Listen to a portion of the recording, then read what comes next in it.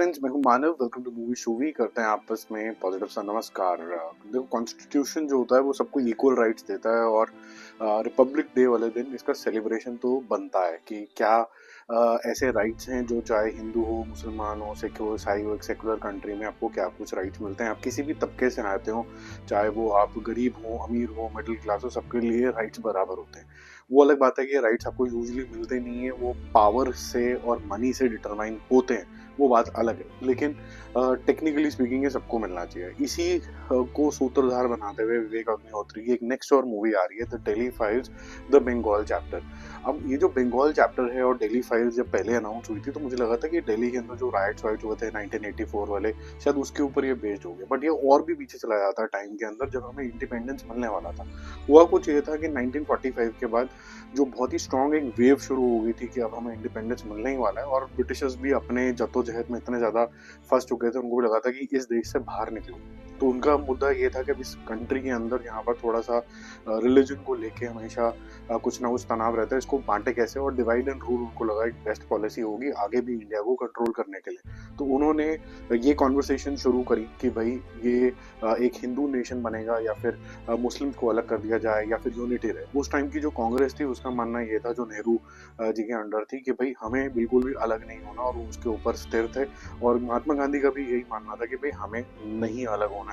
और उसके बाद जिन्ना साहब का ये मानना था कि पहले तो मैं जो रूटेड था, जहाँ से मैं मेरा ओरिजिन हुआ था, वो इंडियन नेशनल कांग्रेस से हुआ था, लेकिन बिकॉज मुझे रिप्रेजेंटेशन करना था और जो भी उनके सेल्फिश रीजंस थे, जिसकी वजह से उन्होंने बोला कि मुझे जो एक ऐसी कम्युनिटी के लिए देश चाहिए जो माइनॉरिटी है। अब इसके अंदर पहले जो प्रपोज किया गया था वो मुस्लिम्स के लिए भी प्रपोज किया गया था और साथ साथ में पंजाब के लिए भी प्रपोज किया गया था। लेकिन लेटर पंजाब ने अपनी ये जो उनके साथ संगठन था बिल्कुल विड्रॉ कर दिया था कि भाई हम भी एक माइनॉरिटी हो जाएंगे एज सिख कम्युनिटी अगर हमारे लिए एक मुस्लिम देश के अंदर जुड़ना हो जाता है। तो अब प्रेशर में आके मुस्लिम लीग ने बोला कि यस चलो ठीक है, हम जो मिलजुल के छोटे मोटे क्षेत्र में एक दूसरे की पावर लेके एक यूनाइटेड इंडिया बनाते हैं। लेकिन कलकत्ता में कुछ ऐसा हुआ था जिसकी वजह से एक एपी सेंटर वो बन गया था, जहाँ पर बहुत ज़्यादा अत्याचार भी हुआ था हिंदुओं के खिलाफ, और एक फिर एक नेशनल वेव बन गई थी, एक्शन डे इसको बोला जाता था, जिसके अंदर उन्होंने बोला था कि नो कॉम्प्रोमाइज,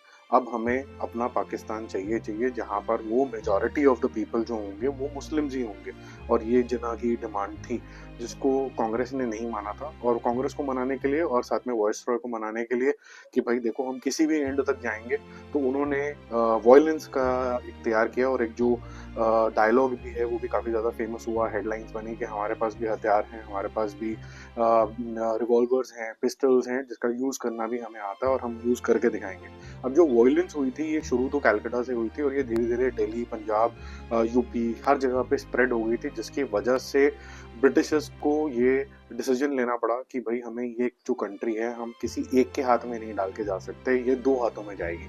तो ये डिसीजन जो थे, इसके पीछे की क्या पॉलिटिक्स थी, जिन्ना का क्या वर्जन था, और आपको महात्मा गांधी का अगर वर्जन देखना है या फिर आपको देखना है कि नेहरू का क्या स्लेट था, या फिर जो मुस्लिम लीग पार्टी है वो क्या चाह रही थी, या फिर इंडियन कांग्रेस क्या चाह रही थी, उसके ऊपर एक वेब सीरीज भी अभी सोनी लिव ने रिलीज करी थी, द मिडनाइट फ्रीडम। इसको देखना ये काफी ज्यादा क्लियर कर देते कि हिस्ट्री में हुआ क्या था।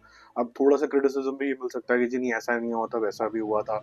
अब जिसको जो आपको जो मानना है वो आप मान सकते हैं, बट ब्रॉडली ये जो एक साल पहले जो फ्रीडम हमें मिल सकता था, वो जो डिले हुआ 1946 से 47 तक, वो इसीलिए हुआ था क्योंकि हम लोग एक संगठन पे ही नहीं आ पाए थे कि पावर डिस्ट्रीब्यूशन कैसे होगा। अब इसका ओरिजिन अगर हम समझने की कोशिश करें तो इंडिया कभी यूनाइटेड इंडिया था ही नहीं। वो एक ऐसा क्षेत्र था यूएसएसआर की तरह, जहाँ पर बड़े सारे स्टेट्स हुआ करते थे और हर स्टेट के अपने अपने राजा होते थे, उनका अपना एक इकोसिस्टम चलता था, और इवेंचुअली वो फिर एक पूर्ण स्वराज की एक तरफ निकले थे, जहाँ पर सुभाष चंद्र बोस का एक बहुत बड़ा योगदान था, महात्मा गांधी का योगदान था। ऐसे बहुत सारे फ्रीडम फाइटर्स थे जिन्होंने अलग अलग तरीके से कुछ वर्बल और सत्याग्रह टाइप की चीज़ों से, जिन्होंने वायलेंस को यूज़ करके प्रेशर डाला और उन लोगों को लगा ब्रिटिशर्स को कि यहाँ से चले जाना चाहिए। अब ये मोटा मोटा ब्रॉड कहानी है जो आपको दिखाई जाएगी, लेकिन आपका जो स्पेशल फोकस रहेगा इस पर्टिकुलर मूवी का जो विवेक अग्निहोत्री ने बनाई है, the Delhi files, the Calcutta chapter, इसके अंदर कलकत्ता के अंदर ही क्यों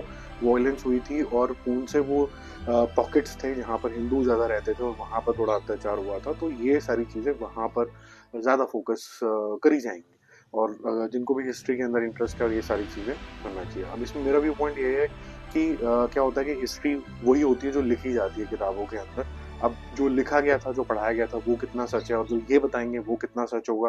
और इतने सारे हिस्टोरियंस बुक्स जो लिखे गए हैं, क्या वो सही है, या फिर ये जो बताने वाले वो सही है, या फिर ये कोइंसाइड हो जाएगा, या फिर कोई एक ऐसी मूवी बन जाएगी जो आप कह सकते हैं कि थोड़ी सी इमरजेंसी के जोन के अंदर जाएगी, इतनी ज्यादा हार्श भी नहीं होगी, और लेकिन फिर भी ये बता देगी कि कुछ जनों ने कुछ गलतियां करी। अगर ये नॉन पॉलिटिकल मूवी हुई तो मेरे ख्याल से ये जज्बात जरूर छेड़ेगी। मेरा पर्सनल व्यू पॉइंट एक और भी है इस तरीके की मूवीज के अंदर, जहाँ पर आपको ये दिखाना होता है कि पेट्रियोटिज्म क्या होता है। आपको किस किस जने को देख के इंस्पायर होना है हिस्ट्री से। फॉर एग्जाम्पल अभी जो रिसेंट मूवी आ रही है छावा से, उसके बारे में मैं अलग से वीडियो बनाऊंगा कि उसके अंदर क्या कंट्रोवर्सी हो रही है और क्या माइंडसेट में शिफ्ट चाहिए आज की जनरेशन को। तो वो जो इस तरीके के कैरेक्टर्स हैं, या फिर स्काई फोर्स आती है, फाइटर आती है, शेरशाह आती है, हैमरान आती है, ये आपको सब बहुत ज़्यादा इंस्पायर करती हैं। जब ये इंस्पायर करती हैं तो आपके अंदर ये जज्बा आता है कि हिस्ट्री में कुछ भी हुआ, मेरे को फ्यूचर बहुत ब्राइट बनाना है। अब कोई भी कंट्रोवर्शियल चीज़ें आ जाती हैं जो अब सेटल हो चुकी हैं, और हम फ्यूचर को ब्राइटर तरीके से देख रहे हैं, हम टेक्नोलॉजी की बात कर रहे हैं, हम वर्ल्ड लीडर बनने की कोशिश कर रहे हैं। जब इस तरीके के मुद्दे दोबारा उठते हैं तो कहीं ना कहीं आपको ऐसा लगता है कि यार ये जो डाइंग मैटर्स भी हैं, इनको दोबारा से मुर्दे के अंदर जान दे दी गई है, और जो लोग इसके बारे में नहीं भी सोच रहे थे वो भी सोचने लग जाते हैं।